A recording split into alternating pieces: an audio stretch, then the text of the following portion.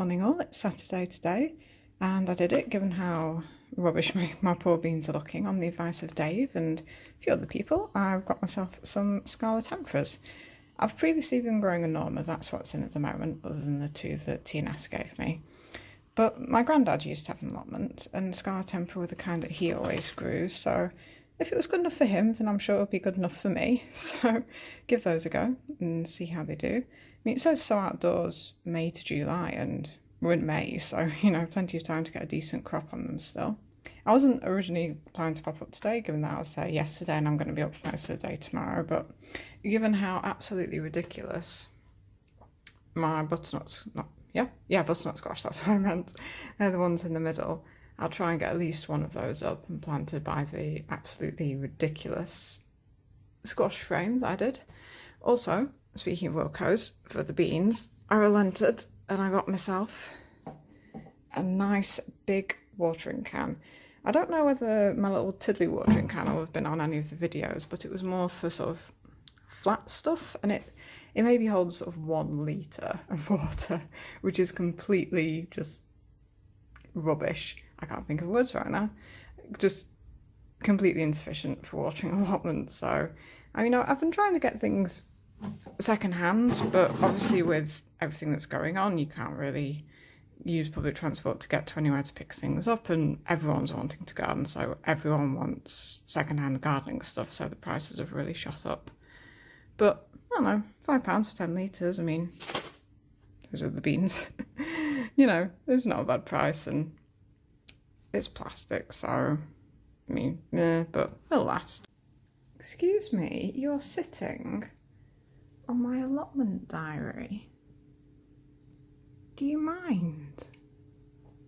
Probably not. So, the plan is to pop, this was one of the bigger Romanesco broccolis, pop that in the gap there where that weed's decided that it's going to live, not for long. So I'll have a nice little survive. And then for the butternut squash, I'll pop it here. No particular reason why that one first, but I guess it just sort of gives a flow of stuff to this sedge. Very, very technical. A flow of stuff, I definitely know what I'm talking about. Luckily, this doesn't seem quite as warm as I thought it might be. I was a bit worried that maybe having a metal frame and then putting stuff across it, they'd get a bit burnt, but hopefully that won't be too bad.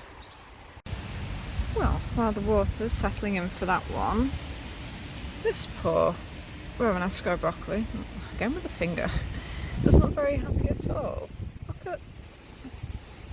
don't know if it's going to focus. Are you going to focus? More or less. The aphids have got in. That is not fun at all. I don't know if that's what's caused all this purple, because none of the others seem to have it. Have to give them a clean up. Hopefully get you right as rain, which is ironically, or appropriately, what it seems to be wanting to do now.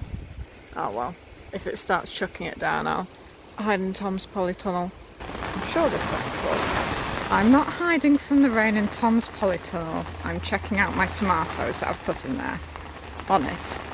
Look. Little tiny tomatoes. We've got 2. I think I don't want to touch them too much in case I make them fall off.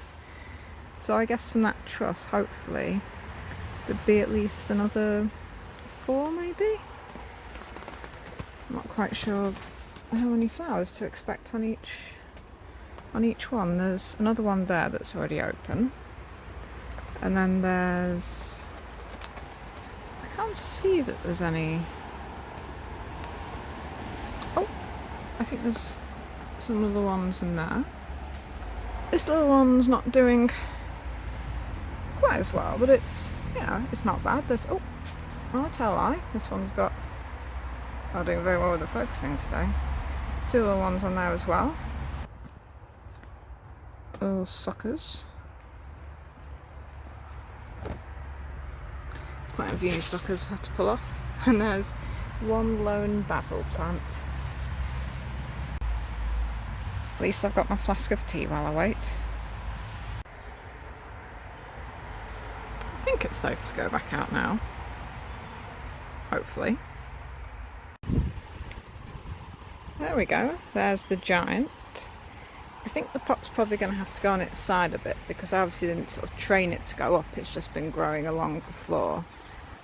But hopefully it'll be okay being turned up that way. And then I've got this stick with a jazzy cat toy on top, so that can go in and act as a vertical support for it until it gets onto the frame. Hopefully this will work out okay. Fingers crossed. Ta-da! Is that not just the most beautifully stupid thing you have ever seen? Especially with the nice metallic ball on top of the cane so I don't trip and then stab my eyes out. I mean, it's how secure is it? I think it's reasonably secure with still, plenty of room for it to grow. So hopefully that will go all the way that way, and then I should have the other 3, so 1 in each corner. Maybe I could pop a wee bit of kale down the middle.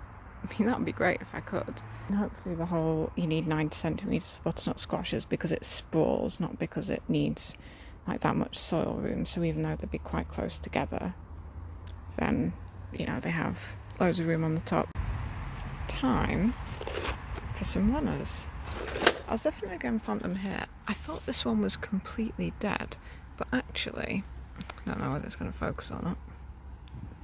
There does look like there's a bit more new growth there, so maybe it isn't quite as dead as I thought. I'll still plant them there anyway because I might as well have got the seeds. I love runner bean seeds. They don't even look real, they look like sort of cartoon bean seeds. I'd had another thought, dangerous I know, but given how much water the runner beans like, and they're literally right next to the spring onions, I was thinking making kind of ridge of soil, so then when I'm watering the runner beans, the poor old spring onions aren't getting completely drowned. Given how well the pak choi is doing, I may just transplant it into the gap next to the beans. Originally I was just planning to thin it out and then, in a month or something, do a bit of successional sowing and plant new seeds in there rather. But I know this is always my problem. I just always feel so bad about thinning things. I mean, these have just done so well that I'll pop them in there, and then in the gaps between these lot, I'll sow some new ones in, a month or so. Shazam! Given how many I've still got left here, I may actually go and shove some in at the end of bed F. Over there where the radishes were, not that you can really see it from this far away, right on the right to the potatoes where the radishes went, because if there's a load of the root fly larvae infesting the soil, I can't really grow any more radishes there. There are some seedlings coming up that I'll just, see what happens. Boom, boom. And there they are next to various clusters of radishes, which will be the last ones in here. And hopefully we get a reasonable crop and won't all be full of little worms. Well, that is all the bindweed, grass and God knows what else I got out from around the rhubarb. Despite it being really productive at the beginning, it's actually not been doing too well recently. I mean, there's still a lot of stalks on, obviously the snails I've been getting in there, but so many of the stalks just become really sort of flimsy and weak. I don't know whether I haven't been watering it enough. I might have severely underestimated how much water rhubarb needs, but if you look at this, it's just, it's going yellow and then just, snails, what a surprise.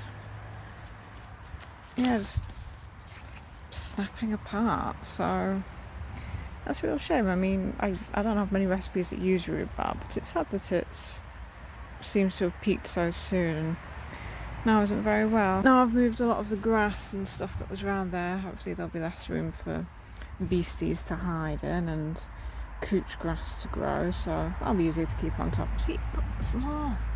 It's never ending, I swear. Honestly. I've also pulled a lot of the couch grass out from under the tree, and my little sort of flower area is doing great. The poor lavender I put in, I think that's been swamped a bit, but it was never very happy, so I'm not too fussed. The violas or pansies rather, are getting covered.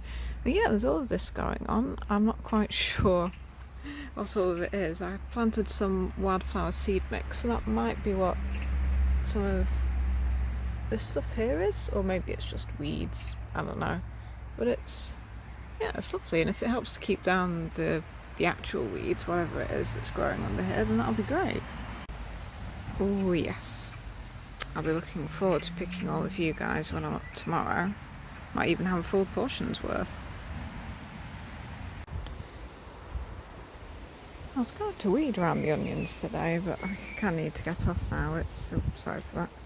About 4 o'clock just gone. I swear I do weed the onions. They're just... I mean, I weed this bed at about the same rate, and here we have the onions, and here we have nothing. What? I mean, is it just that the onions kind of shelter the weeds, or... I don't even know, but it's mad. It's just... everything is growing there. At least the onions are also growing there. Some of them are really quite chunky now. But yeah, that'll definitely be a tomorrow job. Do the onions, because yikes.